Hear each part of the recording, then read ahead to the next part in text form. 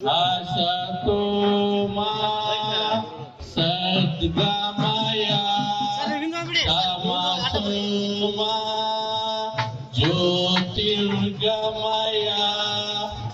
मृत्युर्मा अमृतंगमय। ओम शांति शांति शांति।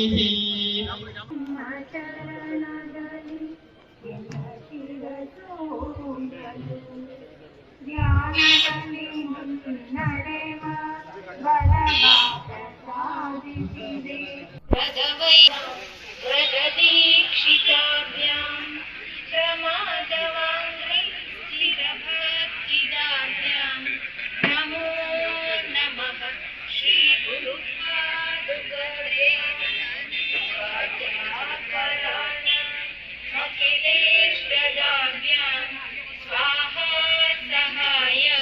ರಾಜ್ಯದಲ್ಲಿ ಪ್ರವಾಸ ಮಾಡಿ ಧರ್ಮ ಜಾಗೃತಿಯನ್ನು ಮೂಡಿಸಿ ತಮ್ಮ ಈ ವಯಸ್ಸಿನಲ್ಲಿಯೂ ಕೂಡ ರಾಜ್ಯವೆಲ್ಲವನ್ನು ಕೂಡ ಸುತ್ತಾಡಿ ಜನಸಮುದಾಯದ ಜೊತೆಯಲ್ಲಿ ಗುರುತಿಸಿಕೊಂಡಿರ್ತಕ್ಕಂಥ ಪರಮ ಪೂಜ್ಯ ಶ್ರೀಮದ್ ರಂಭಾಪುರಿ ವೀರ ಸಿಂಹಾಸನಾಧೀಶ್ವರ ಶ್ರೀ ಶ್ರೀ ಶ್ರೀ 1008 ಜಗದ್ಗುರು ಪ್ರಸನ್ನ ರೇಣುಕ ಡಾಕ್ಟರ್ ವೀರ ಸೋಮೇಶ್ವರ ರಾಜ ದೇಶಿಕೇಂದ್ರ ಶಿವಾಚಾರ್ಯ ಭಗವತ್ಪಾದರಿಗೆ ನನ್ನ ಭಕ್ತಿಪೂರ್ವಕವಾದ ಪ್ರಣಾಮಗಳನ್ನು ಮೊದಲನೇದಾಗಿ ಸಲ್ಲಿಸೋದಕ್ಕೆ ಬಯಸಿದೆ. ಈ ಕಾರ್ಯಕ್ರಮದಲ್ಲಿ ನಾನು ಭಾಗವಹಿಸ್ತಾ ಇದ್ದೇನೆ. 19 ವರ್ಷ ಈ ಕಾರ್ಯಕ್ರಮ ಪರಮ ಪೂಜ್ಯ ವೀರಭದ್ರ ಶಿವಾಚಾರ್ಯ ಸ್ವಾಮೀಜಿಗಳ ನೇತೃತ್ವದಲ್ಲಿ ನಡೆಕೊಂಡು ಬಂದಿದೆ.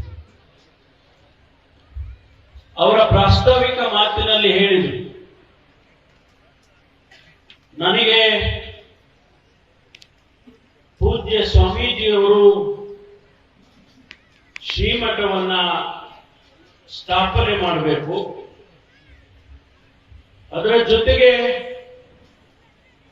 ಮಠ ಇಲ್ಲಿ ಒಂದು ಮಠವನ್ನ ಶ್ರೇಷ್ಠವಾಗಿ ಕಟ್ಟಿ ಧರ್ಮ ಕಾರ್ಯವನ್ನ ಮಾಡಬೇಕು ಅಂತೇಳಿ ಹೇಳಿದಾಗ ನಾನಿಲ್ಲಿ ಆ ಜವಾಬ್ದಾರಿಯನ್ನು ಹೊತ್ತು ಬಂದೆ.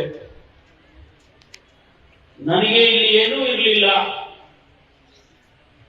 ಆದ್ರೆ ಒಂದೇ ಒಂದು ಶಕ್ತಿ ನನ್ನ ಜೊತೆಯಲ್ಲಿ ಬಂತು. ಆ ಶಕ್ತಿ ಪರಮ ಪೂಜ್ಯ ಸ್ವಾಮೀಜಿಯವರ ಆಶೀರ್ವಾದ, ಪ್ರೀತಿ, ವಿಶ್ವಾಸ, ಧೈರ್ಯ ನನ್ನ ಜೊತೆಯಲ್ಲಿ ಬಂತು.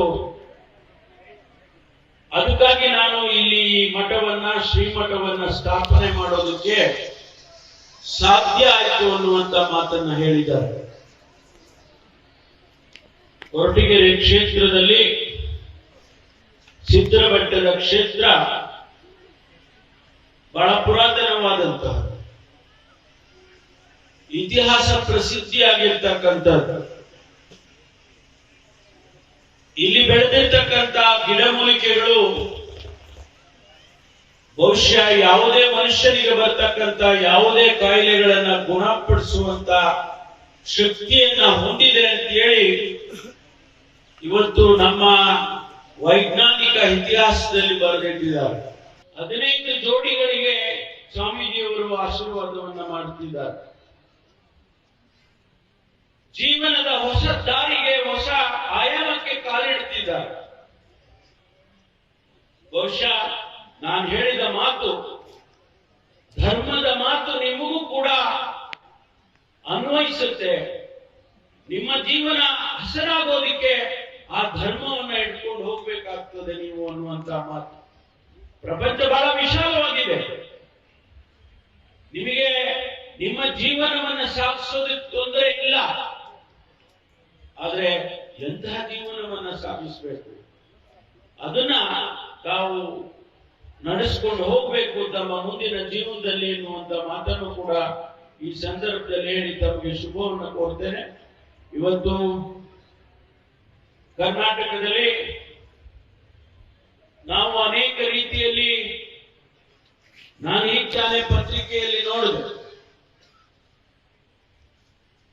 ಭಾರತದಲ್ಲಿ ಬಡತನ 27% ಇತ್ತು, ಅದನ್ನ 5%ಗೆ ತಂದಿದ್ದೇವೆ ಅನ್ನುವಂತ ಮಾತು ಇವತ್ತು ಪತ್ರಿಕೆಯಲ್ಲಿ ಬಂತು. ಕೇಂದ್ರ ಸರ್ಕಾರ, ರಾಜ್ಯ ಸರ್ಕಾರ ನಾವು ಮಾಡ್ತಕ್ಕಂತ ಕೆಲಸ ಏನಪ್ಪಾ ಅಂತ ಹೇಳಿದ್ರೆ, ಸಮಾಜದಲ್ಲಿ ಯಾರು ಬಡವರಿದ್ದಾರೆ ಆ ಬಡವರನ್ನ ಮೇಲೆತ್ತುವಂತ ಕೆಲಸ ಸರ್ಕಾರಗಳಿಂದ ಆಗಬೇಕು. ಆ ಕೆಲಸ ಆಗಿದೆ ಅಂತ ಹೇಳಿ ಇವತ್ತು ಮಾನ್ಯ ಪತ್ರಿಕೆಯಲ್ಲಿ ಬರೆದಿದ್ದಾರೆ. ಅದು ಸತ್ಯ ಅಸತ್ಯ, ಅದು ಡಿಬೇಟಿಗೆ ನಾನು ಹೋಗೋದಿಲ್ಲ. ಆದ್ರೆ ಒಂದಂತೂ ಸತ್ಯ, ನಾವು ಕರ್ನಾಟಕದಲ್ಲಿ ಆ ಬಡತನ ರೇಖೆಯಲ್ಲಿ ಇರ್ತಕ್ಕಂಥ ಜನರನ್ನ ಮೇಲೆತ್ತುವಂತ ಕೆಲಸ ಮಾಡ್ತಾ ಇದ್ದೇವೆ. ಟೀಕೆ ಟಿಪ್ಪಣಿಗಳು ಸ್ವಾಭಾವಿಕವಾಗಿ ಬರುತ್ತೆ. ಒಂದು ಸರ್ಕಾರ ನಡೆಸುವಾಗ ಅನೇಕ ತಪ್ಪು ನೆಪ್ಪುಗಳನ್ನ ಕಂಡುಹಿಡಿಯೋದು ಬಹಳ ಸಹಜ. ಆದ್ರೆ ಅವೆಲ್ಲವನ್ನು ಬದಿಗೊತ್ತಿ ಜನರ ಸಮಾಜದ ಕೆಲಸವನ್ನ ಮಾಡ್ಕೊಂಡು ಹೋಗೋದೇ ಬಹಳ ಮುಖ್ಯ. ಆ ಕೆಲಸವನ್ನ ಕರ್ನಾಟಕದಲ್ಲಿ ನಮ್ಮ ಸರ್ಕಾರ ಮಾಡ್ತಾ ಇದೆ ಎನ್ನುವಂತ ಮಾತನ್ನ ಬಹಳ ಸೂಕ್ಷ್ಮವಾಗಿ ಹೇಳೋದಕ್ಕೆ ಬಯಸ್ತೇನೆ. ಇವತ್ತು ಪೂಜ್ಯ ಸ್ವಾಮೀಜಿಯವರು ನಿನ್ನೆ ನಮ್ಮ ಯಡಿಯೂರಪ್ಪನವರ ಮೊಮ್ಮಗನ ಮದುವೆಗೆ ಬಂದಿದ್ರು. ಸ್ವಾಮೀಜಿಯವರು ಅವರಿಗೆ ಆಶೀರ್ವಾದ ಮಾಡಿದ್ರು. ನಾನು ಕೂಡ ಆ ಮದುವೆಗೆ ಹೋಗಿದ್ದೆ. ಅಲ್ಲಿ ಸ್ವಾಮೀಜಿಯವರ ನಾನು ಕಂಡಾಗ ನಾನು ಹೇಳಿದೆ, ಬುದ್ಧಿ ನಾಳೆ ಶ್ರೀ ಕ್ಷೇತ್ರಕ್ಕೆ ಬರ್ತಾ ಇದ್ದೀರಿ, ನಾನು ಕೂಡ ಬರ್ತೇನೆ ಅಂತ ಹೇಳಿದೆ. ಅವರು ಇಡೀ ರಾಜ್ಯದಲ್ಲಿ ಪ್ರವಾಸ ಮಾಡ್ತಾರೆ. ಅವರ ಈ ಇಳಿ ವಯಸ್ಸಿನಲ್ಲಿ ಕೂಡ ಅವರ ಕಳಕಳಿ ಏನು? ಅವರ ಕಳಕಳಿ ಸಮಾಜ ಒಳ್ಳೆಯ ಸಮಾಜ ಆಗಬೇಕು, ಧರ್ಮ ಜಾಗೃತಿ ಆಗಬೇಕು, ಧರ್ಮದಿಂದ ನಡ್ಕೋಬೇಕು ಜನ ಅಂತ ಹೇಳಿ ಇಡೀ ರಾಜ್ಯದಲ್ಲಿ ಪ್ರವಾಸ ಮಾಡ್ತಾರೆ. ಅದು ನಮಗೆ ಬಹಳ ಮುಖ್ಯ. ಹಾಗಾಗಿ ನಮ್ಮಲ್ಲಿ ಪರಮ ಪೂಜ್ಯ ಸಿದ್ಧಗಂಗಾ ಶ್ರೀಗಳು ಇವತ್ತಿಗೂ ಕೂಡ ನಮ್ಮ ಜೊತೆಯಲ್ಲಿ ಇದ್ದಾರೆ. ಅವರು ದೈಹಿಕವಾಗಿ ನಮ್ಮನ್ನು ಅಗಲಿ ಹೋಗಿರ್ಬೋದು, ಅವರ ತತ್ವ ಸಿದ್ಧಾಂತಗಳು ನಮ್ಮ ಜೊತೆಯಲ್ಲಿ ಉಳಿದೋದಿಲ್ಲ. ಹಾಗಾಗಿ ಇವತ್ತು ಇಂತಹ ಮಹಾಪುರುಷರು ಸಮಾಜದಲ್ಲಿ ಹುಟ್ಟಿದ್ದಕ್ಕೆ ಕಾರಣ ನಮ್ಮನ್ನೆಲ್ಲನೂ ಕೂಡ ಸರಿ ಮಾಡೋದಕ್ಕೆ ಅಂತಕ್ಕಂಥ ಮಾತು. ಹಾಗಾಗಿ ಪೂಜ್ಯ ಸ್ವಾಮೀಜಿಯವರಿಗೆ ನಮ್ಮ ಈ ಕ್ಷೇತ್ರಕ್ಕೆ ಬಂದು ನಮ್ಮೆಲ್ಲರಿಗೂ ಆಶೀರ್ವಾದವನ್ನು ಮಾಡಿದ್ದಾರೆ. ಅವರಿಗೆ ನಾನು ನನ್ನ ಹೃತ್ಪೂರ್ವಕವಾದ ನಮನಗಳನ್ನು ಸಲ್ಲಿಸೋದಕ್ಕೆ ಮತ್ತೊಂದು ಬಾರಿ ಸಲ್ಲಿಸ್ತೇನೆ. ಹಾಗಾಗಿ ಇವತ್ತು ಈ ಕಾರ್ಯಕ್ರಮ ಬಹಳ ಅಚ್ಚುಕಟ್ಟಾಗಿದೆ. ಎಲ್ಲ ರೀತಿಯಲ್ಲೂ ಕೂಡ ಒಂದು ಮಾತನ್ನ ಸ್ವಾಮೀಜಿ ಅವರಿಗೆ ನಾನು ಹೇಳೋದಕ್ಕೆ ಬಯಸ್ತೇನೆ.